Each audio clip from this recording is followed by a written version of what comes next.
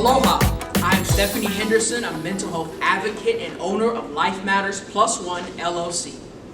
As someone who suffers from depression, anxiety, and compulsive disorder, I have made it my life's mission to help end the mental health stigma. The goal of Life Matters Plus One is to unify the world's perspective on mental health and help others find life worth living. Amidst this pandemic we are in, many have took a proactive approach to their natural and even physical health, while many have neglected their mental health. This pandemic does not make our mental health obsolete. It is still present and should be a priority of ours to maintain. I'm sure many of you have seen those who have lost their life to suicide, specifically those who are essential frontline workers during this pandemic. It breaks my heart and serves as a reminder mental health matters and mental health is important no matter what's going on in life and or around us. As if the pandemic wasn't enough, the racial injustice is now at the forefront, further affecting mental health and specifically those of color. This pandemic and the racial injustice may have caused many of you to slip into survival mode. You may even be in survival mode and not know it. Which leads me to today's topic. You've mastered survival mode, now it's time to live. Paul Kohei quoted the following: "I know only that a life without cause is a life without effect, and I cannot allow that to happen to me." We were created to live, not just survive. We all have a purpose, some purposes, that gives us an elevated reason to exist. Pursuing this purpose pushes us merely past surviving into living. As children, we squandered in pursuit of pleasures and sensational activities centered on self. Our life purpose elevates and stretches us far beyond ourselves to impact others. Let's talk about survival mode. Imagine you're pushing a cart at the grocery store. You have juicy red apples stacked neatly. Then imagine the cart being hit by another cart, causing the cart to tip over. Those juicy red apples stacked neatly tumble out and onto the ground. You begin to pick them up, only to trip, causing the apples you picked up to fall on the ground once again. Now, instead of pushing the cart gracefully to checkout, you become frantic as you continue to pick up the falling apples, failing to simply lift the cart upright as you do so. The energy you once had is now being exerted into getting the apples back into the cart. Life can be like that sometimes. We slip into survival mode, just trying to keep it together. Survival mode can be physical, emotional, mental, and practical.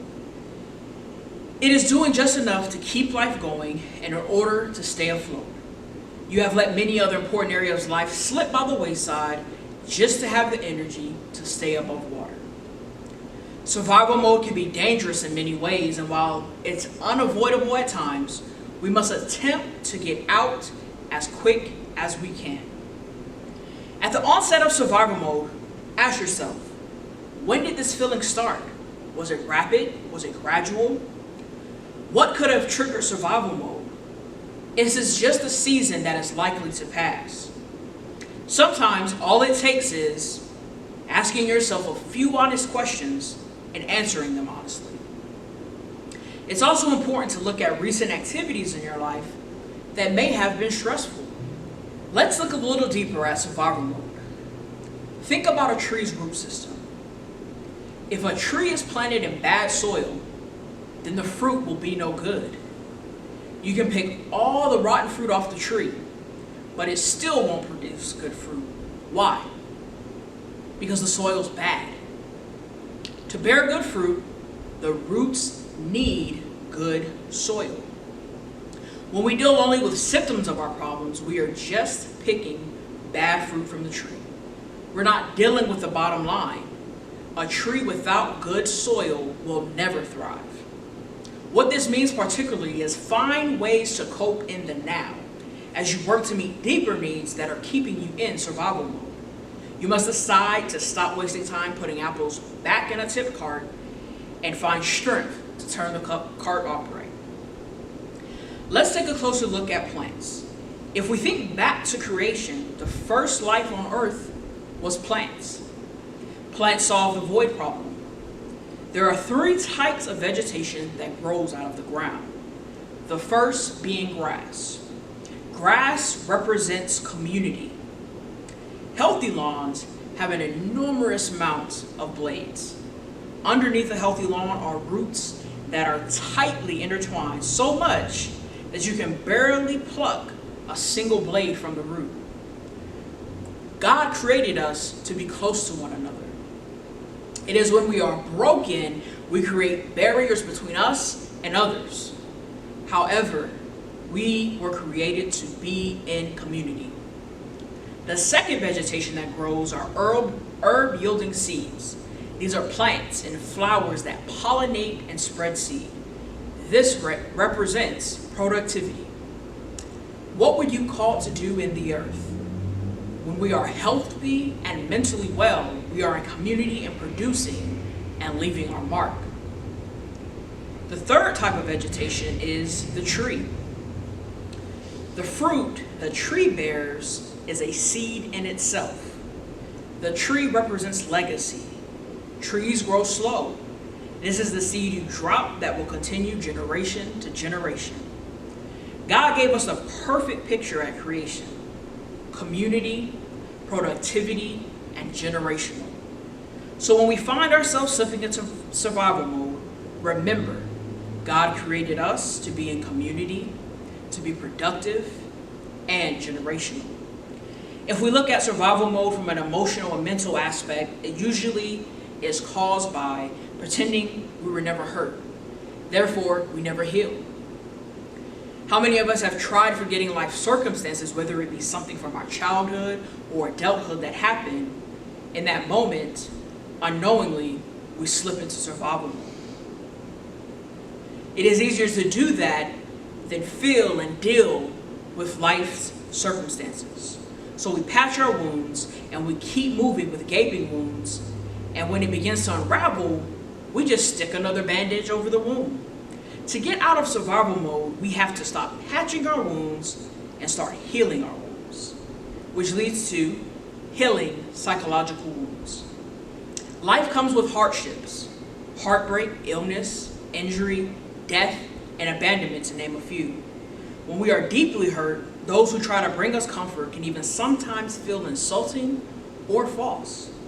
We may even find ourselves resenting them for even trying.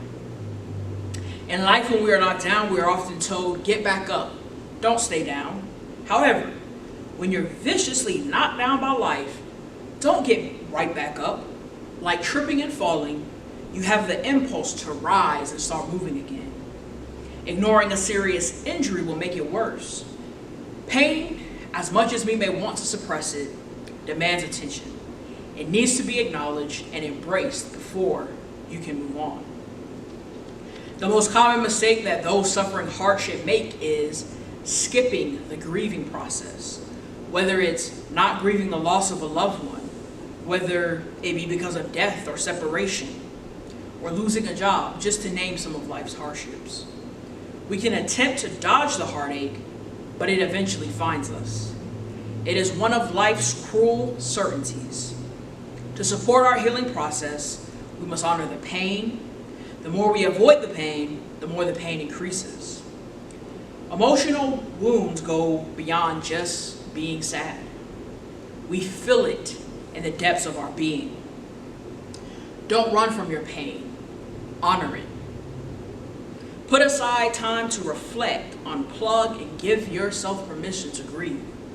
Ignore the ones that push you to just get over it. Time and patience are key.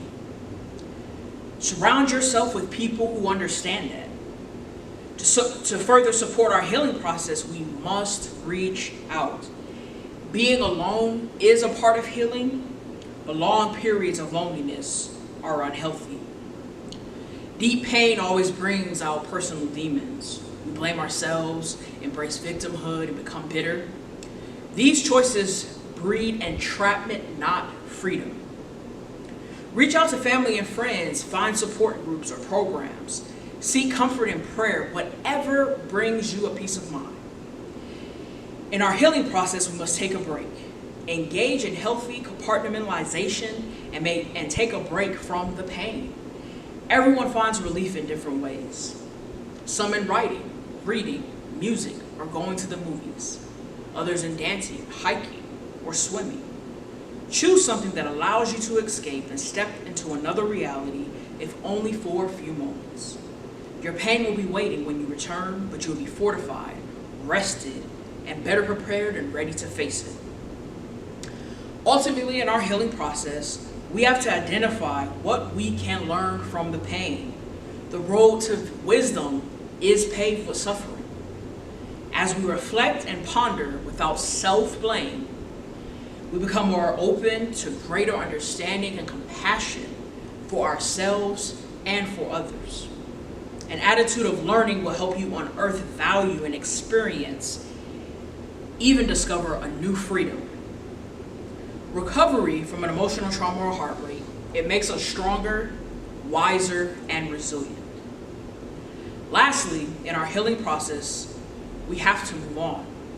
We cannot allow suffering to define us, shape us, or rob us from living. Find what works for you. Find comfort in those that have been through what you have and listen to them. It takes commitment, time, energy, and focus from you to move from survival mode to living, if you want it that bad. Trust it is worth it.